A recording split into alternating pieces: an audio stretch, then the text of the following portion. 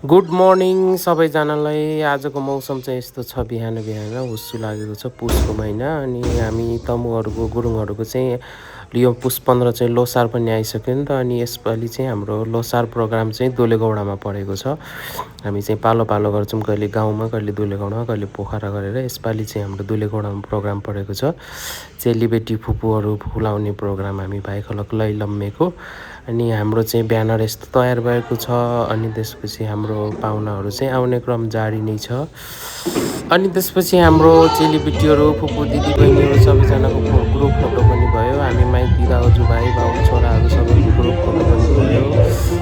Memory पनि हुन्छ नि त वर्षको एकचोटि। अनि त्यसपछि आमा टोलीहरू अनि बुहारी दिदीहरू सबैको फोटो खिच्ने प्रोग्राम पनि भयो। अनि रमाइलो भयो सबैजनाले। अब वर्षमा एकचोटि आउने चाड हो। अनि त्यसपछि रमाइलो गर्नु पऱ्यो, मेमोरीको लागि फोटोहरू खिच्नु पऱ्यो। त्यसपछि फेरि हाम्रो खाजाको प्रोग्राम सुरु भयो। सेलरोटी, पिनट भट्टाहरू सानेको, सलादहरू, चिकन रोस्ट अनि फिस फ्राईहरू सबै मिठो एकदम मजाको थियो। ब्रेकफास्ट सबैले रमाइलो गऱ्यौँ।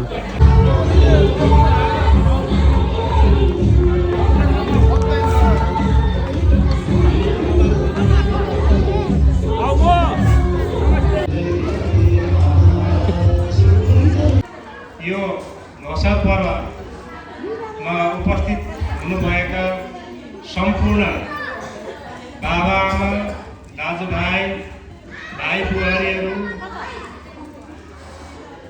नाता नातिनी, फुपू पुसाई, सम्पूर्ण चेलीबेटी लगायत यहाँ उपस्थित हुनुभएकोमा सर्वप्रथम म आगेटारी लैलम्मा भाइखलकको तर्फबाट यहाँहरूलाई 2082 सालको सप्रिलोको विदाई तथा तल अर्थात् वडावर्गको आगमन। हुन त वडावर्गको आगमन यही पुस 15 गते हुँदैछ, तैपनि हाम्रो विभिन्न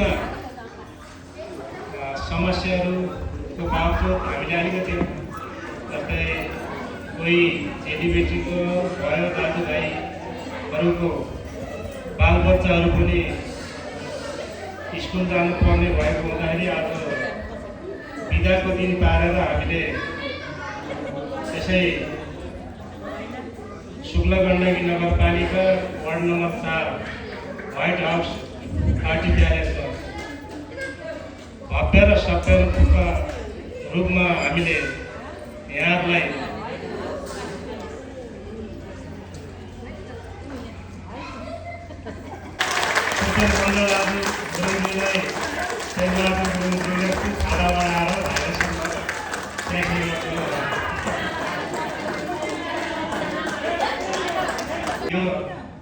यो कार्यक्रमको लागि मेरो तर्फबाट म चाहिँ टाढै भए पनि निकै नै वर्ष भयो म आफ्नो दाजुभाइमा त्यति चाहिँ इन्भल्भ हुन सकिनँ। त्यसैले यसपालिको लोसारमा म टाढै भए पनि हाम्रो दाजुभाइ, चेलीबेटी, फुपू पुसाई, भान्जा भान्जी जे जति छ सम्पूर्णलाई नछुटाइकन समावेश गराएर तपाईँहरूले राम्रोसँग फसल मनाउनु होला भनेर हामीलाई अस्ट्रेलियाबाट रु 1 लाख रुपियाँ हाम्रो दाजुभाइलाई सहयोग गर्नुभएको छ। उहाँलाई पनि हाम्रो यो क्लबको तर्फबाट मुरी धन्यवाद व्यक्त गर्न चाहन्छु र उहाँहरूको परिवारजनमा पनि सुस्वास्थ्यको कामना गर्दछु।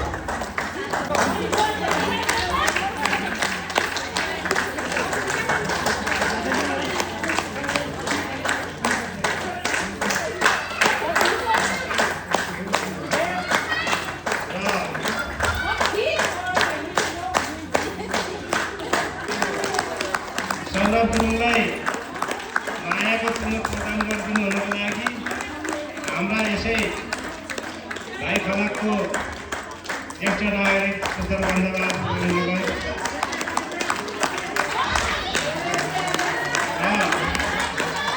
हाम्रो छोरा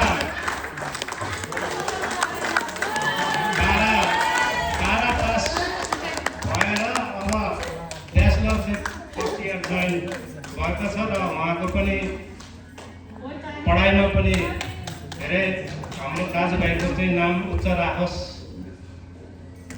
भन्दै यस सम्मान पत्रले उहाँलाई चाहिँ सम्मान गर्दै धन्यवाद दिन चाहन्छु। लालमाया गुरुङलाई साथै हाम्रो कान्छा ज्वाइँ अर्थात् बहिनी तारा गुरुङको श्रीमान चुलबहादुर गुरुङ हाल युके उहाँ पनि अस्ति छुट्टी आउनु भएको थियो। त्यस बखतमा यता भेटघाट हुन पनि त्यति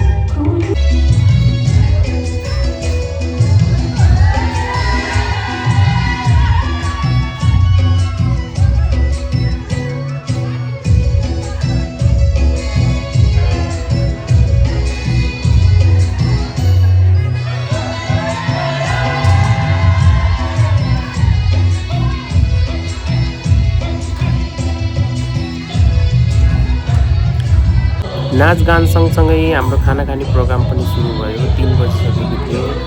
खानाहरूको भेराइटी पनि निकै राम्रो, धेरै मिठो टेस्टी थियो। यो त अब खानाको टेस्ट भन्दा पनि अब इष्टमित्रहरू चेलीबेटीहरू भेटघाट कार्यक्रम टाढा टाढा भएको इष्टमित्र चेलीबेटी फुपूहरूको भेटघाट चम्काभेट जस्तो प्रोग्राम जस्तै भयो। महान चाड पुस 15 साल पुगेको प्रोग्राम भयो, दिन पनि भयो नि त।